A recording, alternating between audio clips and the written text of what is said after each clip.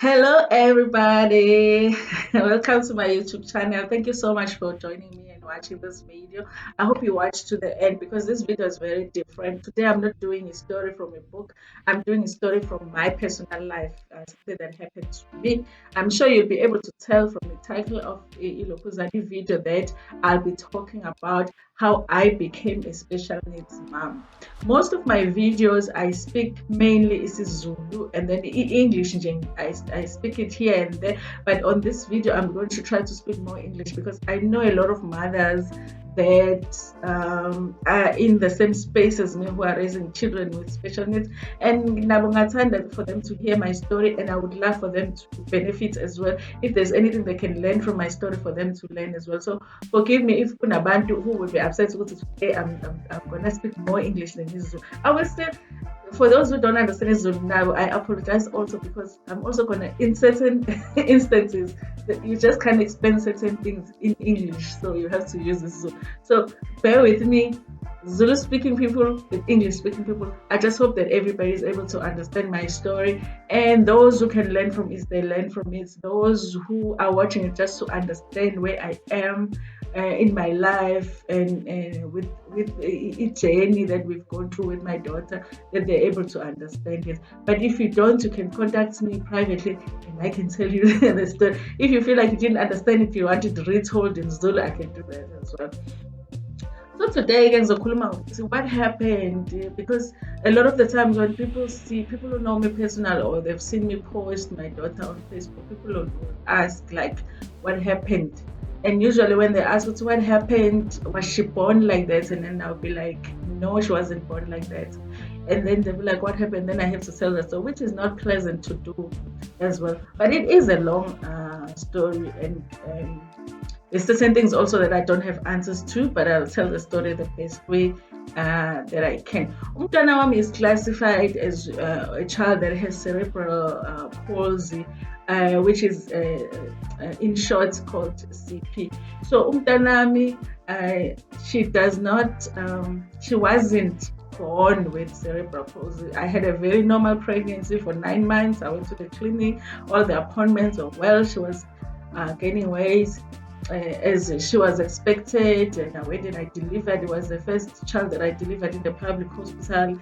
And as much as people have bad experiences in the hospital, I had a really pleasant experience at King Edward Hospital. They delivered my baby. It was a C-section. She was very healthy, and that's a question I get all the time from people. Well, how was your birth? Did they make a mistake in the hospital? And I'm like, no, they didn't. Actually, they delivered my baby very nicely. I was stitched, my scar healed as normal as my two, because my daughter is the last one. She's 11, but she's the last one.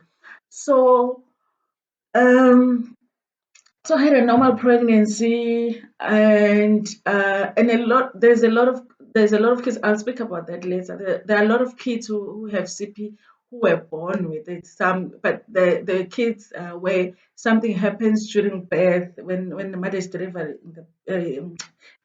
the baby, something happens to the child, and then they are born with that condition. So, but for me, that wasn't the case. The doctors didn't make any mistakes when I was delivering my child. My child was delivered perfectly. I had a good experience at King Edward Hospital, and most of the nurses were nice. Oh, nurse, there's always that one nurse. There's a nurse actually that I'm thinking about, but I hope ukuthi akasekho Nkosi yami kulaya labour ward.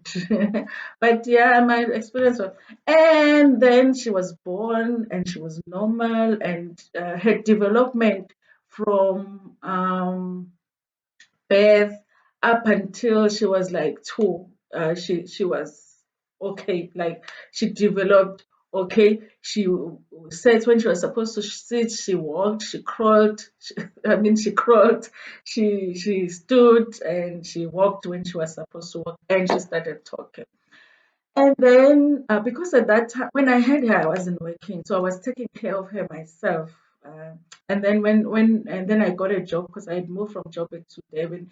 Then I got a job in Devon now, and I wasn't living at home. So I did try, you try nannies, and then it doesn't work out. And then I took her to a daycare, but she didn't go to the daycare for long. She went to daycare for like maybe 3 months, and then kwavala because it was July when the whole thing happened, and then I took her home. But when I was taking her home, that thing you must listen to your instincts. It was that thing where you feel like your child is not okay, but you don't know, like she was just slow. My daughter was very active, running around. She was just very slow and very like not happy, and I feel like almost like umntwana uma ezothola i-flu nje angafuni ukudlala and stuff and all that. But I had the Panado, even if you take them to that they give you Panado. I had the Panado because she had just gone for a vaccination. Uh, so I had a Panado in everything, and it looked like she was gonna get better. And I took her to my mom's because I had to go to work, and the crash value because it was July holidays. So then I took her to my mom's, and I think she stayed there for a week, and then I went get weekend to see her and my other kids because now they were there. And then I realized no, she's not getting better from the flu. One thing that happened that I still can't explain really. A lot of the things that happened, guys, I can't explain. I don't know if some things were physical. I don't know if some things were spiritual. I don't know if the Moya, if I can say that it's Zulu, but I felt being around. I felt ukuthi something is not because I remember that the night before, where I think it was a Saturday night when we were sleeping. I feel like she's not okay, but I'm feeling her, and she has temperature, but it's not bad. And but she would sleep and sleep, and then she would wake up and sit on the bed, and then she would look around like she is seeing something. She would look around like she's seeing something, and then I would wake up and sit with her. What's happening? And she wouldn't talk because at that point she was talking and she was talking sentences, um, and she was very quick with her words and stuff. But I feel like her language was like slowing down, like it was she was slurring in. I can't even say slurring in her words because it was a child. She was still speaking like a child, but she was speaking in sentences. But at that time, I feel like she was just slowing down. And so in the morning, I decided, because in the morning I was going to wake up, get them ready, like bath them and stuff, and leave them with my mom and go back. But that day, I decided, no, she's not well. Even though I can't put my finger on it, she's not well. I'm going to take her with to Chesterville where we lived. So I'm going to take her with and then I'm gonna wake up on Monday and take it to the. I remember thinking I'm gonna call somebody from work and tell them I'm not gonna be able to come on Monday. And I think I called her father and I said I'm gonna come back with Usiposetu. So um because I feel like she's not well. But it was like okay, because I feel like she has temperature and also she doesn't look okay, but it's not really anything, and she didn't wanna eat. So I remember when we were at home and she had chips that she and bengafuni ngiwathathe those chips ewaphethe, and then she had bread because we had just eaten at home. So she had like a piece of bread that she didn't want me to take out. It's almost like she wanted to eat, but bengavumali at the same time because she didn't want me to take the piece of bread away. So okay, so we get ready, and I'm like, okay, we're going, and I go and stop in. I stand at the bus stop carrying bags. At the time, we didn't have a car, so I was using taxis. I've got a bag. Yeah, okay, because now I'm taking Lokuzana impahla zakhe, and we get in a taxi and we go. And she's still holding. And I don't know if I'm chips and ngimpucile our first comment, but the piece of bread for some reason she didn't want to let go of it. And the whole time I'm thinking she's not acting normal, like at all. Oh, and she never used to want you to lift her up. She used to irritate me so much when I'm rushing somewhere with her, and I want to lift her and carry her, and she wouldn't want. She wants to walk. She was so stubborn. Possible. So today is like when I was walking people who know where my house is at home when you're walking from Ekaya to Kamakalam bus stop. It's a long distance to be carrying a child. So every time I would be tired and I would put her down, she didn't want to that day. That's when I realized no, something is not right with my child because I knew she hated being carried. She wanted to walk. So but that day she didn't want to walk. When you put her down, she would stand right where she is and then she would just cry and then we would take her. So I decided, okay. So we got in a taxi and they drive. So for those of us, mawuphuma emzinyathi, taxi edrobheni. And when we got to Ngakasi, before we get to the robot, where clinic Ngakasi, in Nanda C, where that robot is, before we get there, I remember because it was a Sunday, there were people dressed in church uniform, Izayoni. I remember this woman was sitting next to me, like Umama Izayoni, dressed in her attire. So nje bekunabantu besonto in the car. So I was sitting in the seat that is right behind the driver, but not at the window, just there was this woman who's dressed in was a Zion, and there was me, and there was other people I don't remember. So, and then just before we get to the robot, she did this where she looked up, and I think she was sitting facing this side, so Mkonile, and she looked up, and then she looked like this, almost like she's following something, and she looked like this. And then when the neck reached this way, and it looked like to me it locked like, and there was when I just screamed because I realized, like when she was looking, I'm thinking, Sipo, what's happening? And I'm looking around and Nalo mama said, "No bugani," and then she just went like this. When she got like this, like the way that her body, how her body was, it looked like it just locked. And I just screamed because I'm trying to talk to her, I'm trying to turn her neck, and I can't. And this woman was sitting next to me. I think I can't remember, guys. The details might not be correct because I was hysterical. I really was. She takes amanzi. If I get emotional, please forgive me. She takes amanzi. You know, as I own amanzi, and she put them on her. And then she prays. She prays. I think even people who are behind us, they pray. And then somebody says to the driver, a clinic. There's a clinic right here. Now, even to this day, I don't know that driver, guys. I wish I could because taxi drivers have such a bad reputation, and sometimes when they do things like that, we have to find time to say thank you. I remember I wrote a post on Facebook, but I never found out who it was. And somebody just said, go to a clinic, and the driver didn't even flinch or anything. He just said, like, the taxi, a clinic, and we got to the gates, and the way. You know, security guards wanting to ask 100 questions, and the driver is like, the child is dying here in the car. And I went.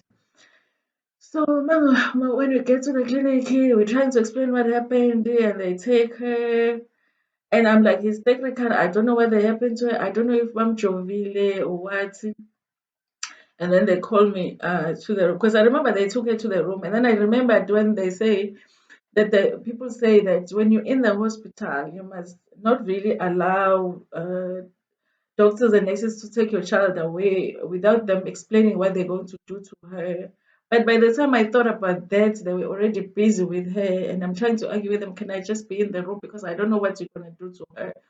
And then I think they had already given her a shot of some injection that I never even got to understand the what it was. But when I entered the room, I'm looking at her. She's not locked like that anymore, but she is not herself. Like if you're looking at her, she'd be looking straight because she was lying, facing up. She's looking straight up, but she wouldn't look at you. And I remember I had called home, and my mom, I don't know how my mom got to see on a Sunday afternoon because my mom, I think she was at church, and she wasn't responding to anything. Her eyes were open, but she wasn't responding like she knows what's happening, like her brain is working at all. So but when my mom came and she said, Sipo, and she reacted, she would only react to my mother's voice for some reason. And then they were like, okay, we're going to take you to Gandhi Hospital. I remember thinking, oh my God, the Gandhi Hospital. And then I'm like, I remember people saying, don't allow them to take you to Gandhi Hospital. But then I'm like, but what am I going to do with a child looking like this now? Am I going to take my child ekanjena and go to wherever the other hospital, and then they're going to be asking me what happened to this child? So I made a decision at the time because the reputation of Gandhi Hospital at the time was not good at all. But I wasn't thinking that we were going to be there for long. I just thought we were going to go there, they're going to figure out what's wrong with her and whatever. And or I'll make a decision to take her out of that hospital or whatever. So we went to a Gandhi hospital, and initially the reception was okay, it's a hospital. And then she starts fitting, like she would fit. Yeah, I mean, she would have seizures all the time when we were at Gandhi Hospital. I don't even recall how long we stayed at Raqqa. I don't even think it was a week or something, or 2 weeks when we were at Gandhi Hospital. But I realized, like, after a day or two, that this was not something that was just for a day. This was something that was going to before long, because here it is the doctors are coming in and out. This doctor comes, they can't figure out what's wrong with her, and then they say no, there's another doctor that's going to come and see her. And I mean, this hospital that doesn't have a like good reputation, especially when it comes to kids. But at the same time, I don't want to take her out when she's probably maybe gonna get help from this hospital. So I decided to, okay, let me just see this out and see what happens. So she used to fit a lot. Sometimes, like every other, uh, like 20 minutes wouldn't go by without her fitting, and like serious fits. Like I would be helpless when it happens. So now that's when I figure out my child is changing. Like I'm trying to, even when she's not going through fits, I'm trying to make her sit. She's not sitting, and it's like nothing that she could do. She can do. Like the last maybe words that I heard from her was when she was crying, and I was putting her down on the street, and I was when we were going to a bus stop, and I was putting her down, and she didn't want to. She's like, "Oh, like that's those were the last words." I never heard any words from her ever again. So we stayed at Gandhi Hospital. So another thing that made me feel like, okay, let me stay at Gandhi Hospital is because there were talks from doctors that we were going to be transferred to King Albert's Luthuli Hospital. And I mean, Albert's Luthuli Hospital is like the best hospital, whether you're in a private sector or public sector. If you are seriously ill, you're going to be taken to that hospital. So I feel like if I take her out of this hospital, now I'm delaying the process, because in whatever hospital I'm taking her to, they're going to start the process again to say what's wrong with her. Before, maybe I'm going to spend another week or two before they decide to take it to Albert. So since here they're already talking about taking it to Albert's Hospital, okay, let me stay. In my stay at Gandhi Hospital, there were a lot of things that happened, which a lot of mothers go through. That people don't know when you like have a sick child. And I mean, they did a lot of tests. They did the, what do they call it? Is it lumbar puncture? I remember that one. Uh, And I remember, I wish that people people who are not gifted in taking care of people and in being like sympathetic to people's situation, like will not become doctors. I remember in Gandhi Hospital, it was the first hospital where the treatment that I got from doctors was worse than the treatment I got from the nurses. Because I remember this one doctor who looked like Asian came, and they were supposed to do, I think that's the day that they were supposed to do a lumbar puncture. Guys, if I'm using the wrong term, yeah, this is where they put a needle here and drain some liquid thing so they can test if she has, what do you call it, meningitis. So they wanted to test if she had meningitis. So this doctor, he comes. It's like this doctor, and then with like student doctors. So they come. obviously they're closing the case, and I asked, what are you going to do to my child? They say they want to do. Why are you doing it? You know, when they seem like they're irritated by the fact that you want information, it's almost like you are supposed to hand your child over to these people and just not care what they do. That's just because they have a degree, you know. And so I'm asking what is going to happen. And so they close. Can I be there? They say no. So they close it. And I can hear my child because even through this whole thing, people are still crying as normally. When something is painful, she will still cry. When something hurts, she will still cry. So they did it. So then when they are done, they call me. Someone called me to come back. So when I come back, and they've done they've drawn the whatever that they were drawing from her, and then they left everything on the bed, and then the blood, because it means that when they were doing that, she bled a lot. And when I looked on the bed, there is the cotton wool here with blood, and there's blood here, and there's needles.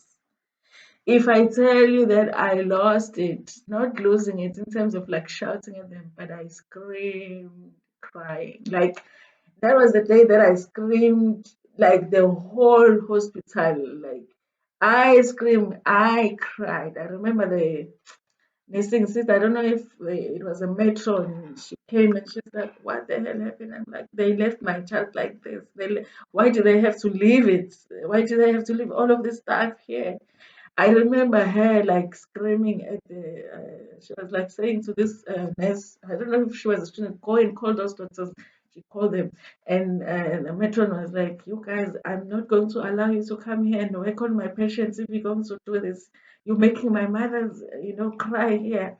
These mothers are going through a lot." That was the first time actually I hear a nurse even defending a mother in the hospital. I was like, if you do, I'm not going to allow you to come here and work in this whatever again. How do I have mothers now screaming and crying on top of them having, sick kids?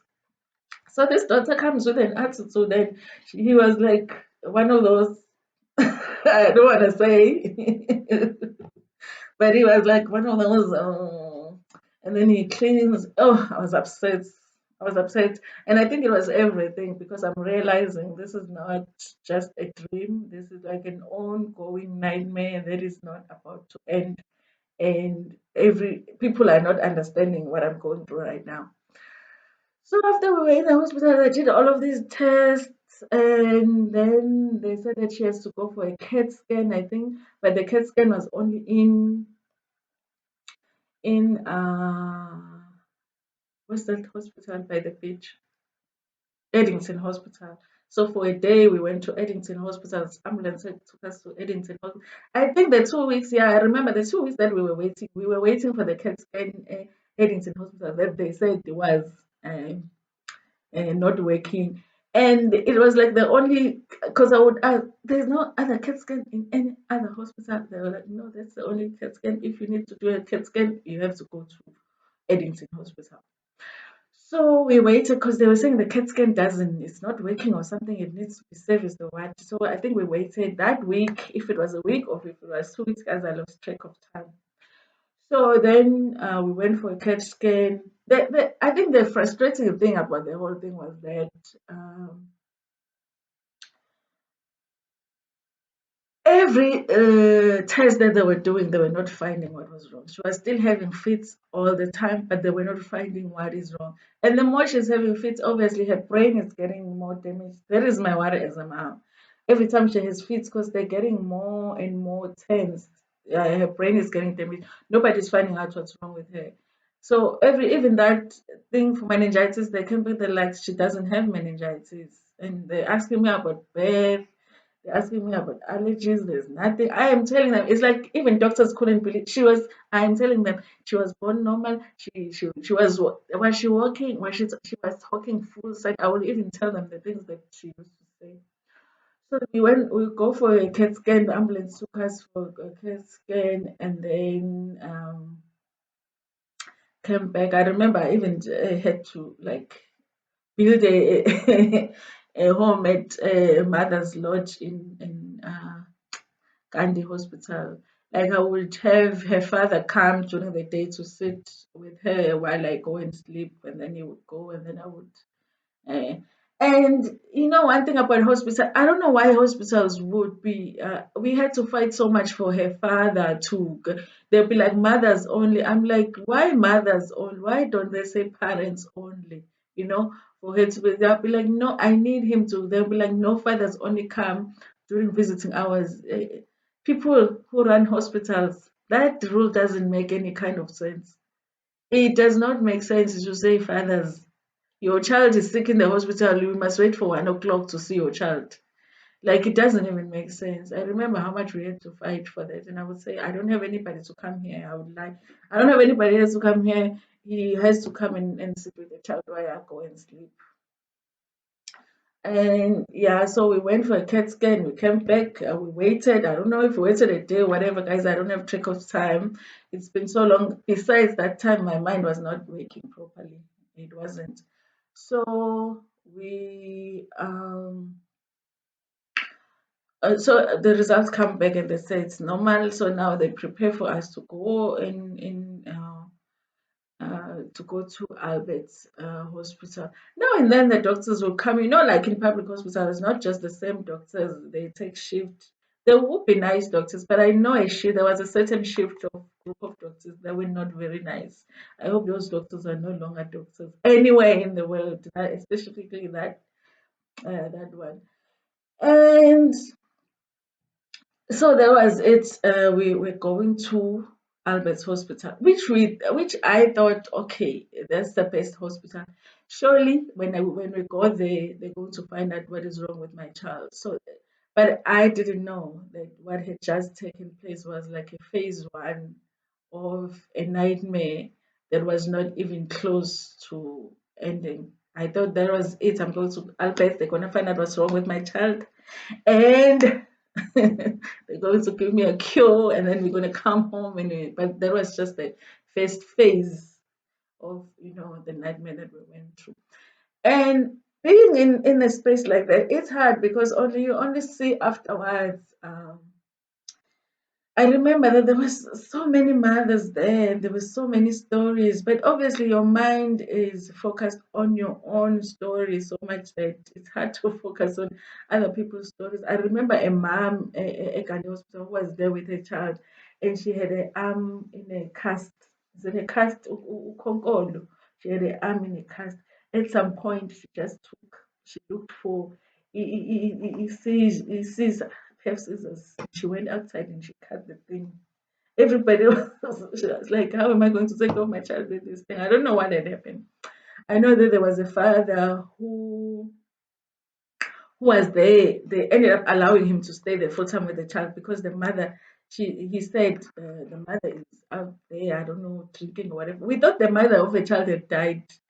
And everybody, and I noticed how much society supports fathers who are fathering, like, because there were women there, single women with no fathers coming to see their children in the hospital, and then there's this guy who's here for a child. It's the same situation as a woman, but the way that everybody was nurturing him, are you okay? When people eat, they share the food with him because you thought maybe the mother of a child is sick.